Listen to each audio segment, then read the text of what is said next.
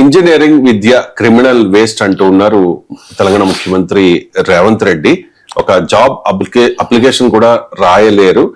వేల సంఖ్యలో ఇంజనీరింగ్ విద్యార్థులు, అంటే ప్రతి ఏటా కూడా 1,10,000 మంది ఇంజనీరింగ్ విద్యార్థులు బయటకు వస్తూ ఉన్నారు. బట్ వాళ్ళకి అంత స్కిల్ ఉండట్లేదు, స్టాండర్డ్ ఉండడం లేదు అని మాట్లాడారు. బట్ సంవత్సరానికి 1,10,000 మంది ఇంజనీరింగ్ గ్రాడ్యుయేట్ సర్టిఫికేట్ తీసుకొని వస్తారు. మీరు ఆ పిల్లలకి అప్లికేషన్ ఇచ్చి వాని ఉద్యోగం కోసం అప్లికేషన్ ఫిల్అప్ చేయమని నేను కాదు, మీరు టీచర్లకు మీకే చెప్తున్నాను. మీరు అలా నుంచి ఇంజనీరింగ్ సర్టిఫికేట్ తీసుకొని వచ్చి మీరు చదువు చెప్తున్న ఊర్లో ఉన్న పిల్లల్ని పిలిపించి ప్లెయిన్ పేపర్ ఇచ్చి ఒక జాబ్ కోసం అప్లికేషన్ ఫిల్అప్ చేయమని. ఇది క్రిమినల్ బేస్డ్. వాడు ఇంజనీరింగ్ చదువుకున్న చిన్న జాబ్ కోడు, స్కిల్స్ నేర్చుకోడు. తల్లిదండ్రులు మా పిల్లోడు ఇంజనీరింగ్ అయిన ఉద్యోగం అంటే నా దగ్గరకు వస్తుంటారు కాన్స్టిట్యున్సీ నుంచో బంధువులు. మావాడు ఇంజనీరింగ్ చదివి పెద్ద పెద్ద చదువు చదివింది సార్ అంటే పేరెంట్స్కి తెలియదు కదా.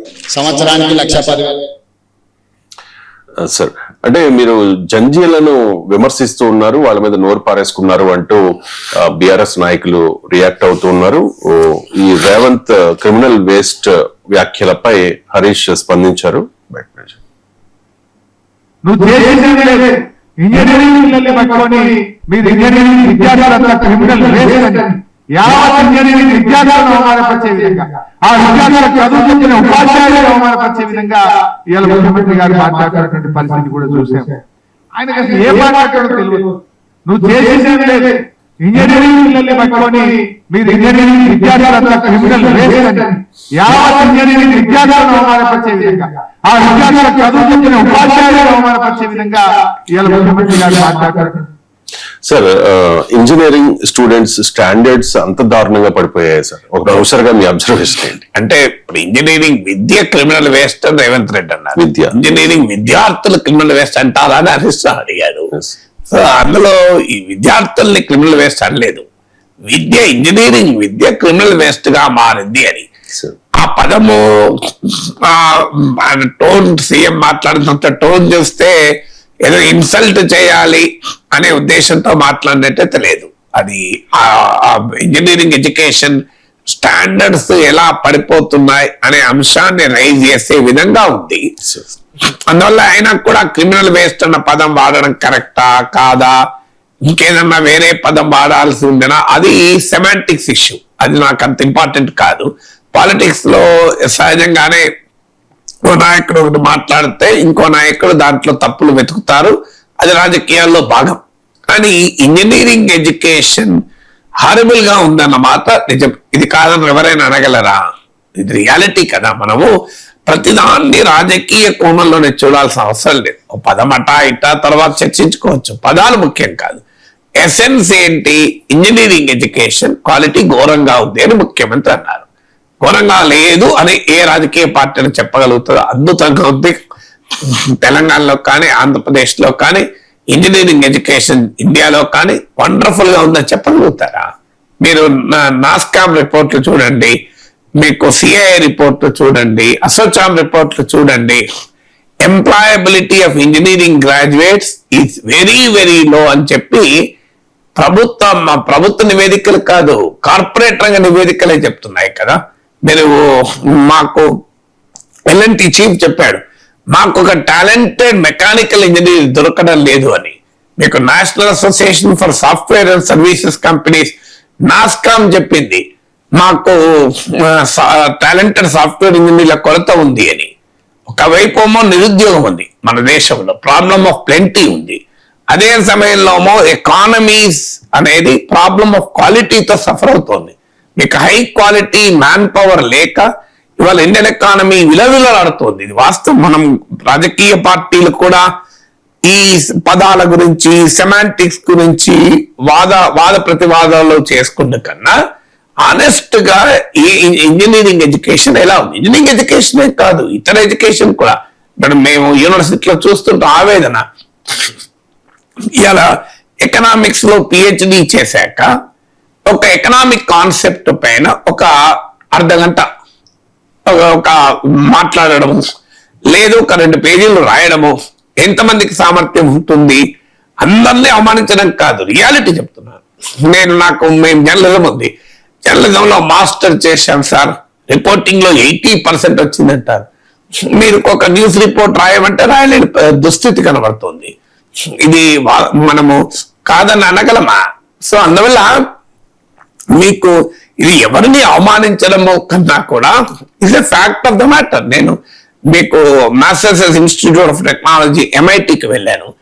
అక్కడ స్టూడెంట్స్ ల్యాబ్కి వెళ్తే నాకు ఆశ్చర్యం వేసింది. వాళ్ళు మినీ రోబోట్స్ తయారు చేస్తున్నారు స్టూడెంట్స్ ప్రాక్టికల్ వర్క్ లో. ఇప్పుడు మన దగ్గర మీ స్టూడెంట్స్ మినీ రోబోట్స్ తయారు చేస్తే ఒక్క ఇంజనీరింగ్ కాలేజ్ చూపెట్టారు నాకు.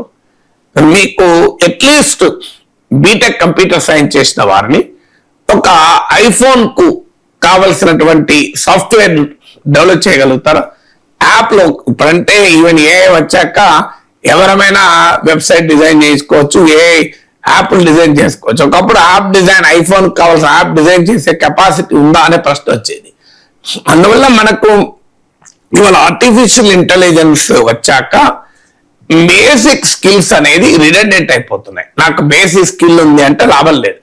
Unless you have advanced skill అన్నా ఉండాలి, అడ్వాన్స్డ్ ఫంక్షనల్ నాలెడ్జ్ అన్నా ఉండాలి. లేకపోతే ఎక్స్ట్రీమ్లీ డిఫికల్ట్. అందువల్ల this is the crisis of India's higher education. Engineering education అనే కాదు, మీకు రాసి పెరుగుతోంది, క్వాలిటీ పెరగడం లేదు.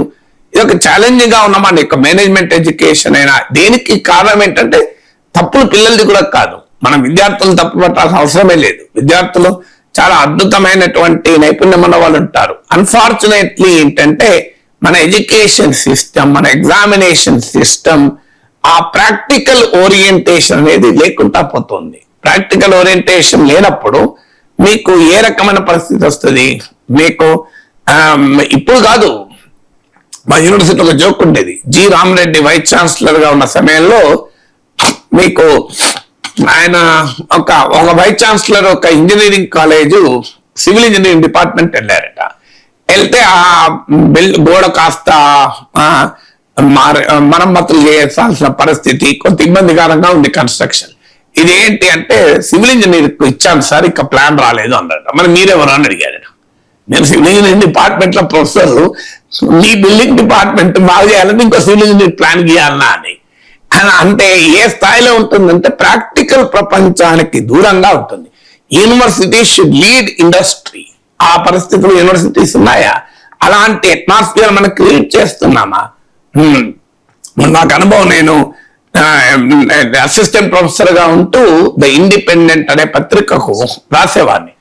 ఉదయాన్నే పేపర్లో నా పేరు చూస్తే మా ప్రొఫెసర్ అప్రిషియేట్ చేయాల్సింది పోయి, నువ్వు నిన్ను ఎక్కడ వెళ్ళావు, ఇది ఎప్పుడు రాసావు, ఆ టైంలో నువ్వు మరి కాలేజీలో లేవా, డిపార్ట్మెంట్ ఎగ్గొట్టిపోయావా అని నన్ను అడిగేవారు. అరే నువ్వు ఒక జర్నలిజం టీచరు, పేజ్ 1లో వార్త రాస్తున్నాడు, జర్నలిజం స్టూడెంట్ కి ఎంత ఇన్స్పైరింగ్ గా ఉంటుందని నన్ను మెచ్చుకోవాల్సింది పోయి 1,00,000 ప్రశ్నలు అడిగేవారు. ఎక్కడ పోయినా నువ్వు, ఏ టైంలో వెళ్ళి రాసినవి, ఇది ఎందుకు? ఆ రకంగా మన వ్యవస్థలు ఉన్నాయి. మీకు నేను ఎకానమిస్ట్ లో రాసినా నాకు ప్రమోషన్ రాదు, అదే Tarnaka journal of law and Tarnaka journal of social sciences లో రాస్తే నాకు ప్రమోషన్ వస్తుంది. నువ్వు ఎకానమిస్ట్ రాసిన మాకు అనవసరం, ఎకానమిస్ట్ మేము గుర్తించాం.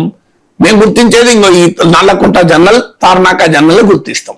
ఇది యూనివర్సిటీలో ఉండేటువంటి సిస్టమ్. ఇది మీకు నీవు టాప్ నేషనల్ మీడియాలో మాట్లాడినవా, ఇంటర్నేషనల్ మీడియాలో మాట్లాడినవా, నీకు ఎకనామిక్ టైమ్స్ లో రాసినవా, హిందుస్థాన్ టైమ్స్ లో రాసినవా, అవన్నీ మాకు అనవసరం. మాకు ఇంకో ఈ Nallakonda journal of social science, Tarnaka journal of social science రాసినవా లేదా, అలా రాత్రి ప్రమోషన్ ఇస్తాం, లేకపోతే ఇయ్యం. ఈ రకమైనటువంటి వ్యవస్థ యూనివర్సిటీస్ లో ఉంది. సో అందువల్ల అటు very big challenge and crisis. మీకు అమీర్పేటకి వెళ్ళండి, జిరాక్స్ సెంటర్లో ప్రాజెక్ట్ రిపోర్ట్లు దొరుకుతాయి. సో ఏఐ వచ్చాక మీకు ఇంజనీరింగ్ ఎడ్యుకేషన్ కనుక మనం ఈ క్రైసిస్ అడ్రస్ చేయకపోతే it's a very big challenge రాబోతుంది మన పిల్లలకు. ఇలా మీరు ఒక village assistant post, constable post మరి ఇంజనీరింగ్ గ్రాడ్యుయేట్స్ ఎందుకు పోటీ పడుతున్నారు? మరి దీనికి ఆన్సర్ ఎవరు చెప్పాలి? ఇలా కానిస్టేబుల్ పోస్ట్ కి అడ్వర్టైజ్ చేస్తే ఇంజనీరింగ్ గ్రాడ్యుయేట్ పోటీ పడుతున్నారు. ఒక విలేజ్ అసిస్టెంట్ కు ఎగ్జామ్ పెడితే ఇంజనీరింగ్ గ్రాడ్యుయేట్ పోటీ పడుతున్నారు కదా. సో ఇంజనీరింగ్ గ్రాడ్యుయేట్స్ ఇవాళ చిన్న చిన్న పోస్టులకు కూడా పనిచేయాల్సిన పరిస్థితి వచ్చారు. అది పిల్లల్ని తప్పు పట్టలేము, వ్యవస్థను తప్పు పట్టాలి, ప్రభుత్వాలు తప్పు పట్టాలి. ఎవరైనా ముఖ్యమంత్రి ఉండని, ఎవరైనా ప్రభుత్వాలు ఉండనియండి. స్కిల్ డెవలప్మెంట్ లేదన్నది వాస్తవం కదా. అందువల్ల మనం ఇలాంటి ఇష్యూస్ పైన పాలిటిక్స్ వదిలేసి ఇంజనీరింగ్ ఎడ్యుకేషన్ ఒక ఆల్టర్నేట్ ప్లాన్ ఏంటి? రేవంత్ రెడ్డిని కూడా నువ్వు క్రిమినల్ వేస్ట్ అంటావా, జంజీని అవమానించావా అనే పొలిటికల్ పాయింట్ కన్నా సంతోషం ఇప్పటికైనా నీ ప్రభుత్వం గుర్తించింది ఇంజనీరింగ్ ఎడ్యుకేషన్ లో క్వాలిటీ లేదని. మరి మీ ప్రభుత్వ యాక్షన్ ప్లాన్ ఏంటి? రేవంత్ రెడ్డి గారు మీరు ఏం చేస్తారు? కాంగ్రెస్ ప్రభుత్వం ఏం చేస్తుంది? ఇంజనీరింగ్ ఎడ్యుకేషన్ ఎలా మారుస్తుంది అని చెప్పండి అని అడుగుదాం మనం.